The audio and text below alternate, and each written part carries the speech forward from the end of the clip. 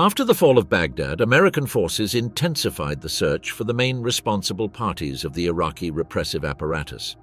Uday and Qusay, sons of Saddam Hussein, managed to avoid capture for weeks, moving between shelters with false identities and tribal support. On July 22nd of 2003, their location was confirmed. A military operation was deployed with heavy weaponry and special units. Inside, the brothers entrenched themselves and responded with fire. What followed was a direct confrontation without margin for negotiation. How did they get to that hideout? Who betrayed them? And why were the last hours of the Hussein clan so brutal? Sons of Hell, the blood empire of Uday and Qusay Hussein. In the bowels of the Iraqi presidential palace, where the marble corridors resonated with whispers of conspiracy and terror, two men had transformed civilian institutions into laboratories of human cruelty.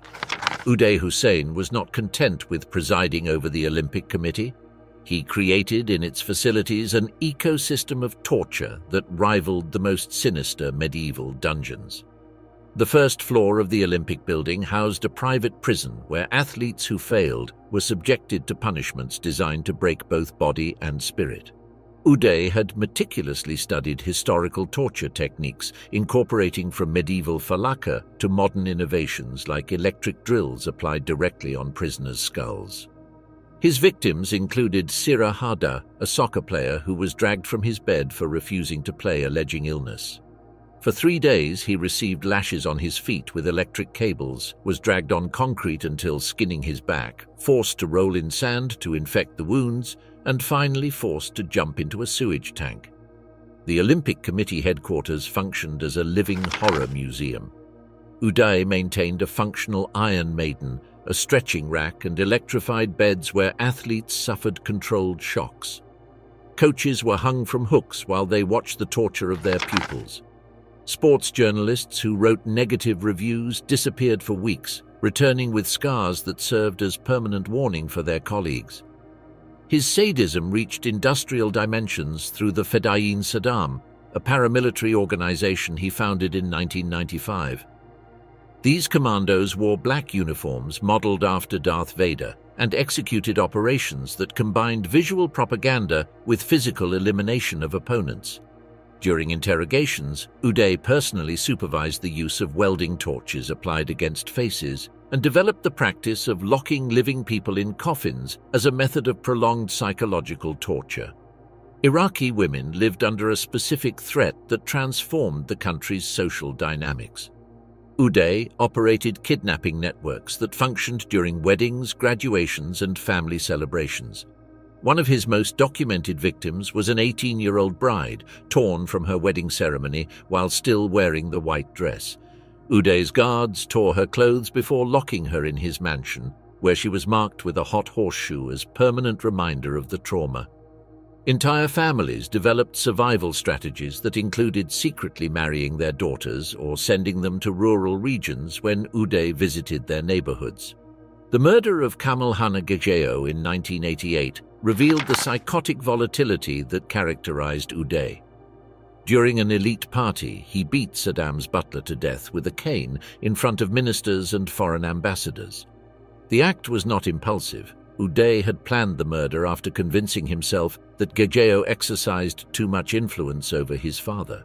Saddam, publicly humiliated, imprisoned his son and temporarily exiled him to Switzerland, where he continued exhibiting erratic behavior until family pressures forced his return. While Uday built his empire of visible terror, Qusay developed a machinery of invisible but infinitely more lethal control. His appointment as director of Al-Aman al-Qas Special Security Organization in 1988 placed him at the head of an agency that operated outside any legal framework. This institution executed massive nighttime arrests, managed secret detention centers, and coordinated extrajudicial executions without leaving documentary traces. The true extent of Qusay's power manifested during the 1991 uprisings. When Shiite populations of the south rebelled after the Gulf War, Qusay orchestrated an extermination campaign that included systematic bombing of hospitals, schools, and mosques. His forces used Mi-24 helicopters to machine gun civilian refugees fleeing toward the marshes. The destruction of these millennial ecosystems was not collateral, it was deliberate. Qusay coordinated the draining of 90% of the Mesopotamian marshes, displacing 200,000 people and eliminating a 5,000-year-old culture. The marsh operation revealed Qusay's methodology, cultural extermination as a tool of political control. The Shiite Arab communities that inhabited the region were classified as subversive elements that had to be completely eliminated. Villages were bombed, water channels poisoned with industrial chemicals, and survivors transferred to resettlement camps where they were constantly monitored by informants. His control of the Mukhabarat transformed Iraq into a state of total surveillance. The agency maintained detailed files on 80% of the adult population, including sexual preferences, financial problems, family connections, and psychological vulnerabilities. Qusay personally reviewed reports on ministers and generals using compromising information to maintain absolute loyalties. The system included secret recording of telephone conversations, infiltration of informants in universities and mosques, and monitoring of personal correspondence. The Republican Guard under Qusay functioned as a private family army. These units received tripled salaries compared to the regular army, latest generation Soviet equipment, and specialized training in urban combat. Their loyalty was not institutional but personal. They swore fidelity directly to Qusay, not to Iraq. This parallel military structure included modified T-72 tanks, SA-3 missile systems, and encrypted communications independent of regular military command. During the 1990s, Qusay personally administered the Oil for Food program, channeling thousands of millions of dollars towards secret accounts in Switzerland, Jordan, and Lebanon. These funds financed assassination operations abroad, purchase of prohibited armament, and bribes to UN officials. Qusay maintained detailed ledgers of each transaction, using codes that only he knew. The complementarity of both brothers created a bipolar terror system that maximized both public fear and private control. Uday generated visible terror that kept the population paralyzed. Qusay exercised invisible control that eliminated any capacity for organized resistance. Between both, they had converted Iraq into a social engineering laboratory where 25 million people existed under permanent surveillance and constant threat. Operation Shadow, the flight of the Hussein clan. The first Tomahawk missiles impacted against the Al-4 presidential complex at 5:34 on March 20, 2003, marking the beginning of a military campaign that Pentagon planners had calculated would last 96 hours. However, the priority human targets, Saddam Hussein and his two sons, had already activated evacuation protocols designed during years of systematic paranoia. The escape routes were not improvised.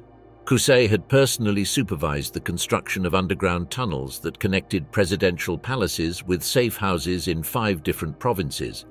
These bunkers included supplies for 6 months, satellite communication systems, and civilian vehicles modified with artisanal armor. The network had cost $340 million and employed 2,400 workers who were subsequently eliminated to protect the information. During the first 72 hours of bombings, Uday and Qusay moved between 12 different locations, following established patterns they had practiced during secret family exercises. Each movement was carried out in convoys of identical vehicles, using body doubles to confuse satellite observers. The brothers traveled in modified Toyota Corollas that externally looked like urban taxis, but contained military armor and encrypted communication systems. On April 9th, when Saddam's statue was toppled in Firdos Square, Uday and Qusay watched the images from a safe house on the outskirts of Tikrit. According to documents recovered subsequently, Qusay had calculated that the regime would resist maximum 30 days against a conventional invasion, but that family survival required planning for 18 months of clandestinity. His preparations included $47 million in cash, false Syrian passports, and contacts with smuggling networks that operated from Mosul toward Turkey. The decision to flee towards Syria was made on April 12th, when radio interceptions confirmed that American forces had located 2 of their main bunkers. The original plan contemplated crossing the border near Al-Qaim using oil smuggling routes that Qusay had protected during UN sanctions. However, the timing proved catastrophic. American patrols had intensified border controls precisely to prevent the flight of regime hierarchs. The Syrian rejection arrived through intermediate diplomatic channels on April 15th. Damascus, under growing international pressure, had decided that harboring Saddam's sons represented greater risks than benefits. The message was transmitted by Farouk al-Shara, then Syrian Chancellor, who explained that any asylum would be interpreted as an act of war by the United States. The refusal forced a complete reconfiguration of survival strategies. During this period, American forces developed the deck of cards as an operational tool that combined practical identification with psychological warfare. The initial production included 200,000 decks distributed among soldiers, but also special versions sent to international media and Arab governments. Saddam Hussein as Ace of Spades symbolized the final objective. Qusay as Ace of Clubs represented regime continuity. Uday as Ace of Hearts embodied his personal brutality. The rewards of $15 million for each brother generated an avalanche of information that collapsed intelligence processing systems. In May 2003, 847 reports were received claiming fugitive sightings in locations ranging from Basra to Kurdistan. Each clue required verification through specialized teams, satellite photo recognition, and covert operations that consumed resources without generating results. One case exemplified the problem's complexity. On May 23rd, a Ramadi merchant reported having sold diabetes medications to a man who physically corresponded with Uday. The informant provided convincing details about facial scars and mobility difficulties consistent with the sequels of the 1996 attack. Verification required analysis of video surveillance from 340 pharmacies, interrogations of 67 potential witnesses, and a nocturnal raid that mobilized 120 soldiers. The Uday turned out to be Mahmoud al-Rashid, a local merchant with severe diabetes whose scars came from a car accident. The accumulated failures eroded both military morale and political credibility of the occupation. By June 2003, field commanders reported that soldiers began treating searches as ghost missions with few possibilities of success. Simultaneously, the brothers' prolonged survival fed conspiracy theories among Iraqis who interpreted each insurgent attack as evidence of coordination from the fugitive leadership. Search operations intensified through satellite technology that monitored electrical consumption patterns, cellular communication interception, and analysis of financial transactions in regional banks. The NSA deployed SIGINT teams that tracked any communication that included keywords related to the Hussein family. However, Qusay had anticipated these techniques, prohibiting all use of electronics and establishing communications exclusively through foot messengers. On July 1, 2003, a retrospective analysis of vehicular movements detected anomalous patterns in Mosul that suggested presence of individuals who avoided normal civilian routines. 3 houses in different neighborhoods showed water consumption inconsistent with the number of registered residents and food purchases that indicated additional undeclared occupants. One of these residences belonged to Nawaf al-Zaidan. The Mosul lead was not initially priority due to the abundance of similar signals in other cities. However, on July 18th, a second informant confirmed suspicious activity specifically in the Al-Falah neighborhood, providing architectural details and movement routines that coincided with the brothers' known security patterns. Mosul, the last refuge of Saddam's sons. The choice of Mosul as final refuge responded to geopolitical calculations that Qusay had refined during years of administering clandestine networks.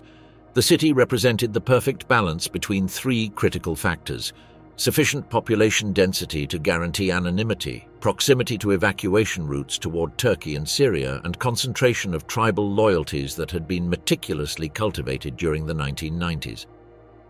Qusay had invested considerable resources in establishing Mosul as a family security bastion. During his administration of intelligence services, he channeled government contracts towards specific Mosul entrepreneurs, granted exclusive import licenses to local merchants, and facilitated strategic marriages between Tikrit families and prominent Mosul clans. These social investments created a network of reciprocal obligations that survived the regime's collapse. Urban infrastructure also favored clandestine operations. Mosul had been built in historical layers that included Ottoman tunnels, British drainage systems from the 1920s, and underground bunkers excavated during the Iran-Iraq War. Qusay knew these characteristics because he had supervised their mapping during counter-terrorist operations of the 1990s. The city offered escape routes that did not appear in American maps. Contact with Nawaf al-Zaidan had been established in 1998 when Qusay investigated smuggling networks that operated from Mosul toward Syria.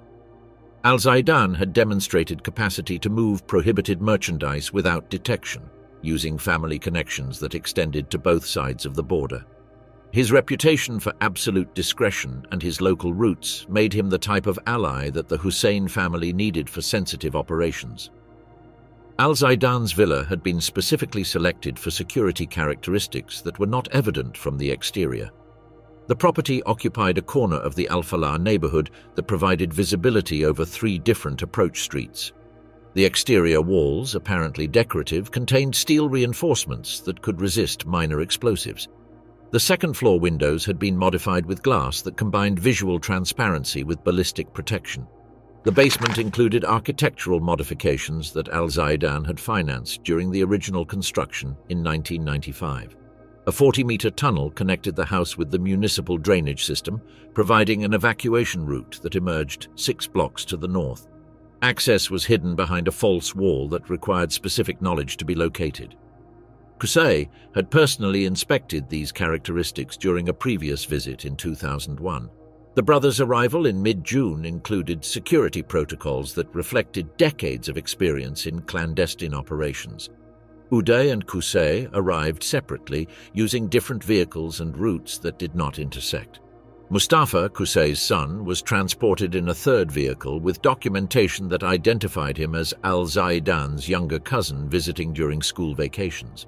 This compartmentalization minimized risks in case of accidental detection during transport. Inside the villa, an operational security routine was established that completely eliminated any electronic communication. Watches were synchronized to coordinate activities without need for audible signals. Meals were prepared in rotatory schedules to avoid detectable patterns of cooking smoke.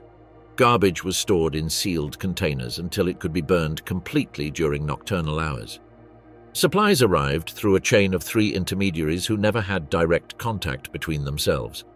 The first level included regular merchants who sold products to a wholesale distributor. The second level involved Al-Zaidan's employees who bought quantities slightly superior to normal for a family of his size. The third level consisted of domestic personnel who transported food toward the villa without knowing the specific purpose of the additional deliveries. Mustafa had assumed responsibilities that reflected both his age and his previous training. The adolescent maintained surveillance from third-floor windows using a mirror system that allowed observing approaches without direct exposure. His education had included identification of military vehicle types, recognition of American versus Iraqi uniforms, and manual signals to communicate information without sound. During afternoons, he practiced tactical movements in the backyard under his father's direct supervision. The villa's defensive preparation combined available resources with professional military experience. Qusay had distributed weapons in 7 different locations within the second floor, ensuring continuous access during a prolonged confrontation. Shooting positions were calculated to maximize fields of fire toward all possible approaches, using heavy furniture as improvised ballistic protection. Grenades were stored in strategic locations to maximize damage to attacking forces in stairways and narrow hallways. On July 15th, American reconnaissance teams began discreet surveillance of the Al-Falah neighborhood, using optical observation equipment installed in distant commercial buildings. During 6 days, they confirmed activity patterns that coincided with previous intelligence. Internal movement during nocturnal hours, absence of electronic signals, and supply routines inconsistent with a normal family residence. On July 20th, thermal sensors confirmed the presence of 4 individuals on the villa's second floor. Body heat readings indicated that one of the subjects had reduced mobility, consistent with Uday's known physical limitations. Detected sleep patterns suggested rotative surveillance, a practice characteristic of personnel with military security training. By July 21st, American intelligence had developed 90% certainty about the occupants' identities. The decision to proceed with the operation was made after al-Zaidan, pressured by the intensification of military surveillance and motivated by the $30 million reward, established contact with American forces to confirm his willingness to collaborate in capturing his guests. Nawaf al-Zaidan, the traitor who brought down the Hussein clan. Nawaf al-Zaidan's psychological deterioration had begun on July 5th when American patrols intensified their routes through the Al-Falah neighborhood. During that week, reconnaissance helicopters overflew his property on 6 occasions, and soldiers established temporary controls at 2 intersections that provided direct access to his villa. Al-Zaidan interpreted these movements as signs that his activity had attracted military attention. In addition to emotional and financial deterioration, al-Zaidan faced another critical dimension, the progressive collapse of his internal protection networks. Throughout the years, he had cultivated a structure of personal loyalties composed of employees, intermediaries, and former contacts from the intelligence apparatus. However, by July 2003, many of these links had eroded. Some collaborators had fled the country, others had been arrested or executed for collaborating with the coalition, and the few who remained in Mosul began to distance themselves for fear of reprisals. This growing isolation not only reduced his maneuvering margin, but amplified his sense of vulnerability. Simultaneously, al-Zaidan began to perceive subtle changes in his immediate environment's conduct. Domestic personnel avoided being alone with him. Local merchants with whom he had habitual dealings reduced contact or asked for advance payments, and his own family showed signs of anxiety they could not hide. One night, his wife asked him if they had made an error by offering refuge to Saddam's sons. That question, said in a low voice while serving tea, marked for al-Zaidan an emotional point of no return. It was no longer just a matter of strategic calculation. Betrayal became a necessity to protect his most intimate nucleus. On the other hand, unofficial reports suggest that in the days prior to his decision, al-Zaidan discreetly attempted to contact emissaries of clans loyal to Tikrit to explore a possible extraction toward Syria by alternative routes. The silence he received as response was interpreted as definitive proof that the regime no longer had the capacity nor the will to protect its last allies. That confirmation sealed his decision. If he had to choose between a dead loyalty and a possible future, he would opt for the latter. Pressure intensified when al-Zaidan discovered that 3 of his commercial contacts had been arrested during raids in Tikrit. These men knew his historical connections with the regime and could provide information that would lead investigations toward his property. On July 12th, when American troops interrogated his brother about financial transactions carried out during UN sanctions, al-Zaidan understood that his time as safe protector had run out. Parallel to this, al-Zaidan's economic situation had become unsustainable. His main bank accounts remained frozen since April, and his import businesses had collapsed completely due to new commercial regulations imposed by the Coalition Provisional Authority. The expenses of maintaining the Hussein brothers, which included specialized foods for Uday's medical needs, medications, and additional payments to domestic personnel to guarantee silence, were exhausting his cash reserves. The $30 million reward represented a figure that exceeded all assets that al-Zaidan had accumulated during 15 years of lucrative commercial activity. More importantly, it provided an immediate financial solution to his problems while offering protection against the consequences of his previous associations with the regime. The amount also guaranteed economic security for multiple generations of his family in any country where they chose to establish themselves. On July 18th, al-Zaidan made a decision he had been considering for days: discreetly probe the possibilities of collaboration with American forces. His first movement involved Khalil al-Masri, a textile merchant who had developed operational relations with American soldiers in charge of local purchases. Al-Masri had access to intelligence officers without arousing suspicion, since his commercial transactions required regular contact with military personnel. Initial contact was established on July 19th during a routine commercial transaction. Al-Masri casually mentioned that a friend had information about high-value individuals who might be hidden in Mosul. The conversation was deliberately kept vague, but included sufficient details to activate intelligence protocols, references to two brothers, family connections with the previous regime, and specific known location. During the following 12 hours, intelligence officers verified al-Masri's background and evaluated the potential credibility of his source. Records confirmed that al-Masri had provided minor but accurate information during previous operations, establishing a basic level of trust. His access to Mosul commercial circles also provided plausibility for knowing clandestine activities in the city. On July 20th, a Task Force 20 intelligence officer met discreetly with al-Masri at a downtown Mosul cafe. During this conversation, al-Masri transmitted specific information that only someone with direct access to the fugitives could know. Detailed physical descriptions that included Uday's specific scars, medication routines, presence of an adolescent, and precise architectural characteristics of the house where they were staying. The most convincing information included details about defensive modifications that had been carried out in the villa during previous weeks. Al-Masri described the movement of heavy furniture toward the second floor, storage of materials that could be munitions, and installation of improvised barricades in windows. These preparations corresponded exactly with behavior patterns that intelligence analysts had identified as characteristic of Uday and Qusay. Information verification was carried out during the following 6 hours using long-range optical surveillance equipment. Observers confirmed the presence of barricades in second-floor windows, absence of normal family activity, and movement patterns that suggested occupants with military security training. The data confirmed the accuracy of the provided intelligence. Once information credibility was established, negotiations about compensation and protection began.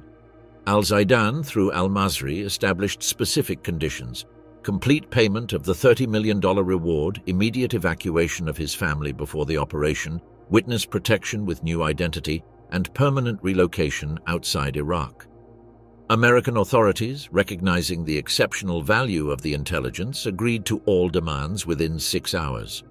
Operation planning began immediately after confirming the agreement. Task Force 20 was activated during the night of July 20th to 21st, with orders to prepare an assault that would allow both capture and elimination of the targets. Support from the 101st Airborne Division was coordinated to establish security perimeters and prevent escape. Apache helicopters were assigned for immediate air support. The most critical aspect of preparation involved al-Zaidan's safe extraction and his family's. During the early morning of July 21st, specialized teams discreetly evacuated 4 members of his immediate family toward a secure military base. Al-Zaidan remained in the villa until the first hours of July 22nd, maintaining normal routines to avoid suspicions while providing final updates about positions and armament of the occupants. At 6 o'clock on July 22nd, Al-Zaidan was extracted from the villa using a pre-established route that took him toward an extraction point where Task Force 20 personnel transported him towards safety. His evacuation was completed 3 hours before the operation's beginning, ensuring he could not be identified as informant during the assault. The final irony of the betrayal resided in its inevitability. Al-Zaidan had protected the Hussein brothers because he believed in the regime's potential restoration. However, when he faced clear evidence that this hope was illusory, he chose pragmatic survival over romantic loyalty. In a system that had prospered for decades buying fidelities, the definitive betrayal was simply a matter of who offered the highest price and the best future guarantees. The Siege of Mosul, the last battle of Ba'athist terror. The first lights of dawn were blocked by the shadow of armored vehicles that converged on the Al-Falah neighborhood from 3 simultaneous directions. At 10 o'clock in the morning, when temperatures already reached 38 degrees Celsius, Task Force 20 assault teams completed the siege of Al-Zaidan's villa. The suffocating heat added an additional dimension of physical stress to an operation that had been designed to last maximum 90 minutes. The Bradley M2A3s took positions that completely blocked the 6 escape routes identified during the planning phase. Snipers equipped with M24 rifles established fields of fire from rooftops of commercial buildings located 200 meters from the target house. 58D Kiowa helicopters circled at 800 meters height, transmitting real-time video images toward the command center established in a modified Bradley. The first verbal contact was made using directional loudspeakers that concentrated sound specifically toward the second-floor windows. The message was transmitted in Arabic by an Iraqi-American translator. Uday and Qusay Hussein, you are surrounded by coalition forces. Exit immediately with visible hands. You will not be harmed if you surrender peacefully. You have exactly 5 minutes to comply.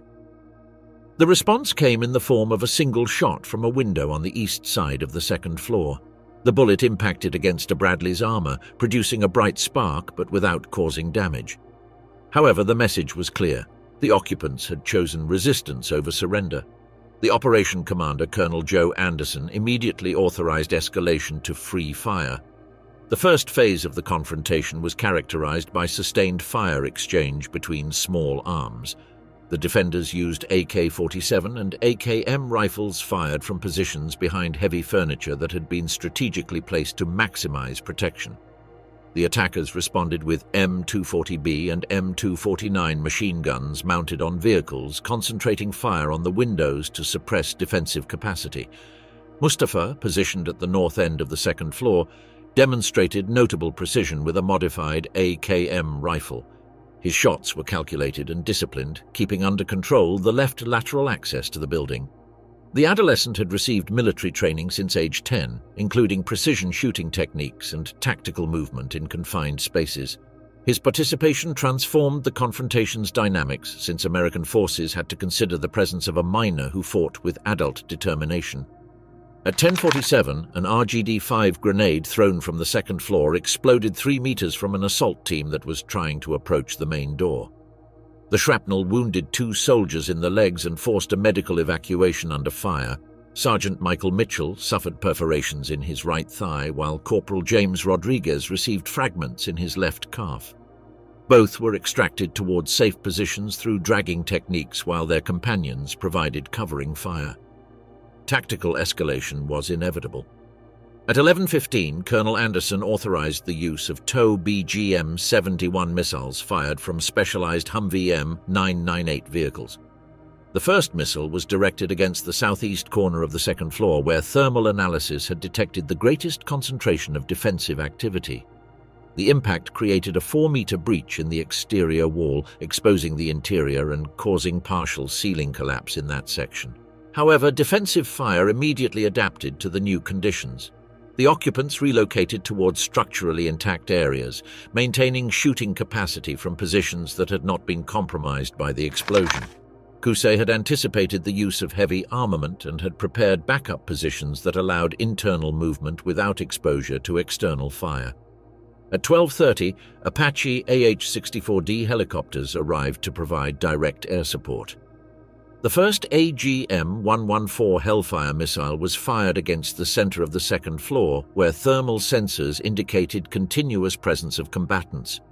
The explosion of 20 pounds of high explosive illuminated the building's interior with an orange fireball, followed by a black smoke column that rose 50 meters above the neighborhood. The Hellfire impact caused severe structural damage. Support beams fractured, the internal electrical system failed completely, and entire windows disappeared, converted into glass and metal fragments. The upper floor developed a 15-degree inclination toward the east, creating extraordinarily dangerous combat conditions for the defenders. However, after a 3-minute silence, sporadic shots resumed from debris that still provided defensive cover. During the tactical pause that followed the first Hellfire, shouts in Arabic were detected by acoustic interception teams. The recordings, analyzed subsequently, revealed that Qusay was directing ammunition relocation and coordinating final defensive positions. His orders included references to maintaining family honor and resisting until the last breath, confirming that there was no intention of surrender under any circumstance. At 13:45, the second Hellfire missile impacted against the building's north wing, where Mustafa had maintained his position during much of the confrontation.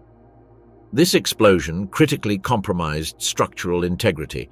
The second floor began to separate from the third, creating visible cracks in support walls. The volume of defensive fire was significantly reduced, but continued coming from multiple points, indicating that at least some occupants remained operational. The most intense phase of combat occurred between 1400 and 1530, when American forces employed a fire saturation tactic designed to completely exhaust defensive ammunition. M240B machine guns, M249 automatic rifles, and M203 grenade launchers fired simultaneously for 5-minute periods followed by 2-minute pauses to evaluate response. During these exchanges, it was confirmed that the defenders had developed an ammunition conservation system that maximized the effectiveness of each shot. Instead of sustained fire, they used controlled bursts of 3 to 5 shots directed toward specific targets. This tactical discipline suggested that Qusay maintained operational control of the group even under extreme conditions of stress and structural damage. At 1545, assault teams attempted a coordinated approach using urban infiltration techniques that included smoke grenades and movement by sectors.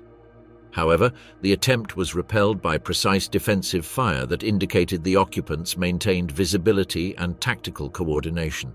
A defensive grenade detonated close enough to the side door to force another medical evacuation. The decisive moment came at 1620, when acoustic analysis detected reduced internal movement and absence of verbal communication between the defenders. Colonel Anderson authorized the firing of the third and final Hellfire missile, directed specifically toward the area where thermal sensors still detected human signatures. The final explosion irreversibly compromised the building structure. The last Hellfire caused the complete collapse of a section of the second floor toward the first, creating an avalanche of concrete, steel, and debris that blocked internal accesses and eliminated most of the remaining defensive positions. At 1650, after 10 minutes of absolute silence, assault teams received authorization for final entry. The soldiers who entered the building used rappelling ropes to descend through holes created by the missiles, since the main stairs had been destroyed. The interior air was thick with pulverized concrete dust, explosive smoke, and toxic gases from burning materials. Visibility was less than 2 meters, requiring the use of night vision equipment even during daylight hours. The bodies were located in what had been the main bedroom of the second floor, now reduced to a partially collapsed cavity. Uday lay near what had been a window with his AK-47 still in his hands and 23 bullet wounds documented subsequently by military forensics. Qusay was found behind an improvised barricade surrounded by more than 200 empty shell casings that testified to his prolonged resistance. Mustafa was found less than 2 meters from his father, his body pierced by missile shrapnel, but with clear evidence that he had continued fighting until the final moments. The rifle he was using still contained 3 cartridges, suggesting he conserved ammunition until the last possible moment. The fourth body, identified as Abu Sajjad, Republican Guard veteran bodyguard, lay in the hallway with wounds indicating he had been hit while trying to reposition toward a new defensive location. The operation had required 7 hours of continuous combat, deployment of 200 soldiers, 6 armored vehicles, 2 Apache helicopters, and armament typically reserved for fortified military targets. American forces had achieved their objective, but the cost reflected the extraordinary determination of opponents who had chosen death over capture, maintaining disciplined resistance even while their refuge disintegrated around them. Corpses without name, the secret burial that erased the Hussein lineage. The extraction of the remains from the villa's rubble required teams specialized in urban search and rescue who worked for 4 hours under extremely dangerous conditions. The compromised structure threatened additional collapse, forcing recovery teams to use temporary metal supports while carefully removing concrete slabs and metallic debris. Each body was photographically documented in situ before being moved, establishing chains of evidence that would be crucial for confirming identities subsequently. The remains presented severe damage from multiple causes: trauma from Hellfire missile impact, bullet wounds of various calibers, and crushing injuries caused by structural collapse. The condition of the bodies complicated both preliminary identification and forensic handling. Special body bags with sealed compartments were used to prevent contamination and preserve evidence during transport toward a military medical facility established specifically for this operation. The forensic team included American military pathologists, dental specialists, and technical experts in facial reconstruction. The urgency was not merely procedural, it was strategic. Any delay in confirming the deaths would allow the proliferation of conspiracy theories that could undermine pacification efforts and provide psychological support to remaining regime loyalists.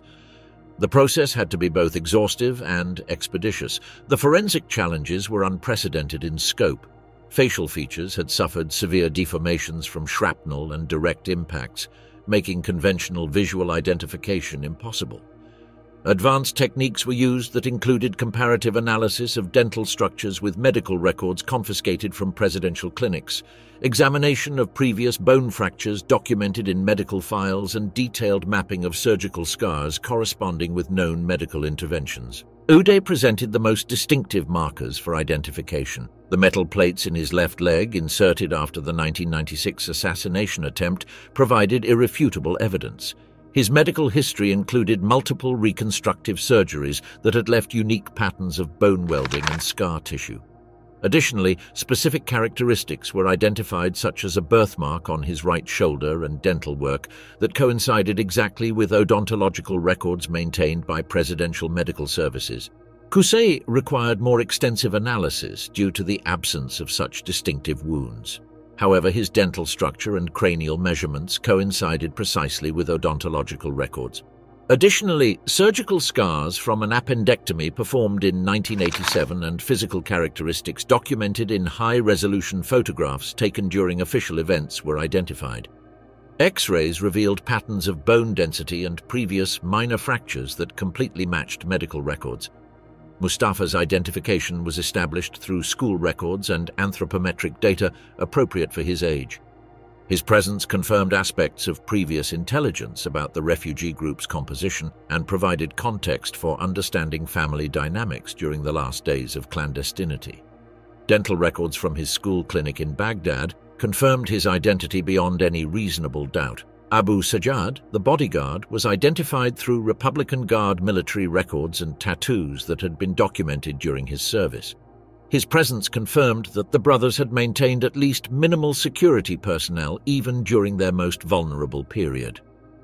Once forensic identification was completed, military authorities faced the decision of how to announce the results. Previous experience with high-profile figures had demonstrated that declarations without visual evidence generated skepticism and denial. After deliberations that involved superior governmental levels, the controversial decision was made to publish post-mortem photographs. The images were edited to reduce the most extreme graphic impact but maintained sufficient detail to allow recognition. The faces were partially reconstructed using embalming techniques and forensic makeup to restore recognizable features.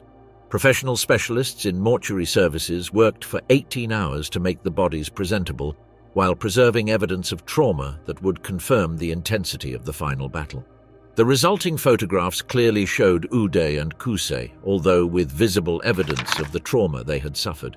Uday appeared with his characteristic facial structure restored, but with evident indicators of bullet wounds. Qusay's features were more intact, but showed clear signs of explosion damage. The photos were published along with detailed forensic reports that documented each aspect of the identification process. The public reaction was immediate and polarized.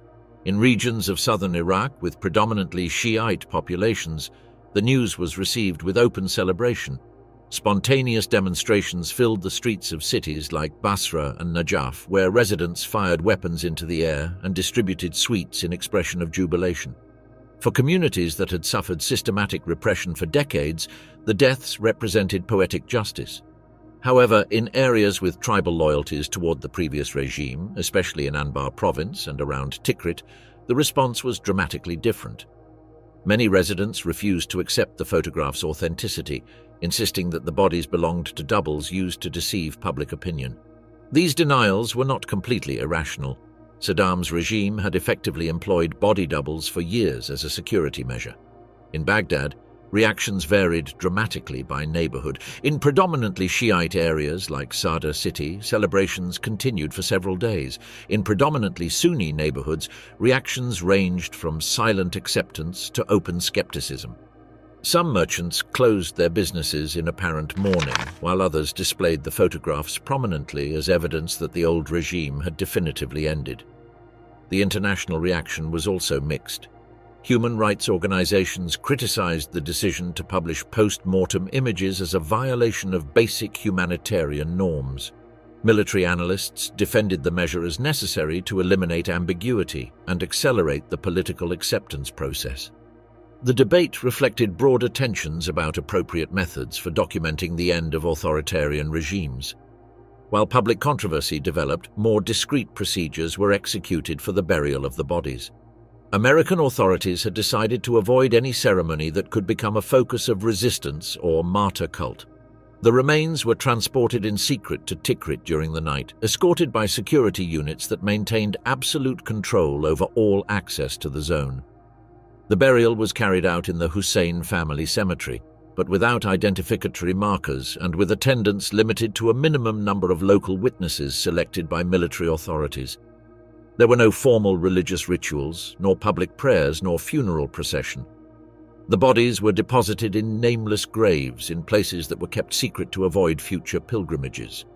This anonymous burial policy extended to long-term security considerations. Any identifiable tomb would have attracted both nostalgic sympathizers and vengeful opponents, creating potential for continuous civil disturbances. The decision to erase even the physical traces of the brothers reflected a broader strategy of eliminating symbols that could perpetuate loyalties to the previous regime. The exact location of the graves remains classified information. Even local tribal leaders who normally maintain detailed knowledge of family burial sites were deliberately excluded from precise location data. This secrecy ensures that the graves cannot become sanctuaries or meeting points for future resistance movements. Simultaneously, while Uday and Qusay's bodies were buried in anonymity, their traitor disappeared toward an uncertain but surely prosperous future. Nawaf al-Zaidan had been evacuated with his family immediately after the operation, American authorities fulfilling their commitment of protection and compensation. The $30 million represented one of the largest rewards paid in intelligence operations history. Al-Zaidan's specific destiny remains classified, but unconfirmed sources suggest relocation in a Gulf country under a completely new identity. His betrayal had been technically successful. He had survived, had been generously compensated, and had escaped the consequences of his previous associations with the regime. However, he had also sealed his permanent exile from Iraq and the need to live indefinitely under a false identity. Some reports suggest that al-Zaidan psychologically struggled with his decision in the following years. According to unverified accounts, he suffered from depression and anxiety disorders related to guilt over his betrayal. Other sources indicate that he successfully invested the reward money and established a comfortable new life for his family, seeing his decision as pragmatic survival rather than moral failure. With the deaths of Uday, Qusay, and Mustafa, Saddam Hussein's direct line came to its end. Saddam himself remained fugitive, but no longer had viable heirs who could continue the dynasty. The psychological impact on regime sympathizers was devastating. The Hussein family's perception of invincibility had been definitively destroyed. Mustafa's death added a particularly tragic dimension to the line's end. At only 14 years old, he represented the next generation of Hussein power, educated from childhood to continue family traditions of absolute control. His decision to fight to the death alongside his father and uncle demonstrated how deeply indoctrination had penetrated even the youngest family members. For many Iraqis, especially those in Shiite and Kurdish communities who had suffered most under Ba'athist rule, the deaths provided a sense of closure that no judicial process could have offered. The brutality had been so systematic and personal that their deaths offered direct vindication for decades of suffering. In contrast, for some Sunni communities, particularly those with tribal links to Tikrit, the deaths represented the final humiliation of a social order that had granted them privileged status. The end of the Hussein brothers marked more than the conclusion of individual lives. It represented the death of a political era that had defined Iraq for more than 2 decades. Their brutality had been so characteristic of the regime that their elimination symbolically closed a chapter of Iraqi history. In the nameless cemetery of Tikrit, where their bodies rest in unmarked graves, a generation's nightmares finally found peace. buried along with the perpetrators who created them.